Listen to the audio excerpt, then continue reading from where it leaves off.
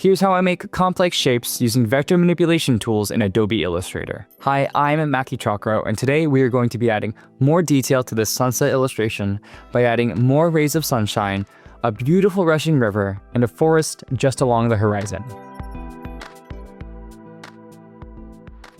In the advanced toolbar, right-click the width tool and a drop-down menu will appear. Here you'll see a variety of different vector tools. In example, you can use the twirl tool to make some emitting rays, and you can use the crystallized tool to make some crazy sharp edges. But to create that river, I'll be leaning on the warp tool to help me get those flowing edges. After drawing approximately what I want those streamlines to look like, I'll use the warp tool and push it around to give me those curves that I'm really looking for. Double-clicking the warp icon in the toolbar will show its settings. In this situation, I don't really need any new details, so I'll move the detail slider to 1. And because of my preference of using the Simplify tool, I'll just disable Simplify. You can adjust the size of the Width tool brush by holding the Option key on Mac or the Alt key on Windows. A wider brush can capture large sections, while a smaller brush can help us get the smaller curves without affecting the rest of the shape. Once I get an approximate shape, I'll start using the Smooth tool to go over sections and clean my paths.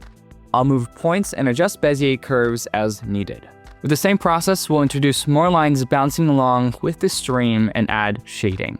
Here, I'm using the warp tool to quickly move this large amount of anchor points so that they flow better with the rest of the design. The brush tool behaves like the pen tool, but it doesn't have live preview capabilities and automatically applies a 3-point brush to your path. And with these new paths I've made, I'll use the Pathfinder window to cut out segments along our river with the Divide tool. Directly selecting each color, I'll use the eyedropper tool and assign them colors for my artboard. Next, we'll make some trees at our horizon line. Using the pen tool, I'm going to make some triangles here. And by jumping back into our warp tool settings, I can increase the intensity to more easily mold our vector paths. Now, I'm going to make these wave-like features to represent our leaves and branches. And now by right-clicking our selection and selecting Smooth, we can reduce the amount of detail on our selection for a more round appearance. Lastly, tucked behind the forest, I'm going to use my pencil tool to draw the silhouette of a mountain range. And there you have it.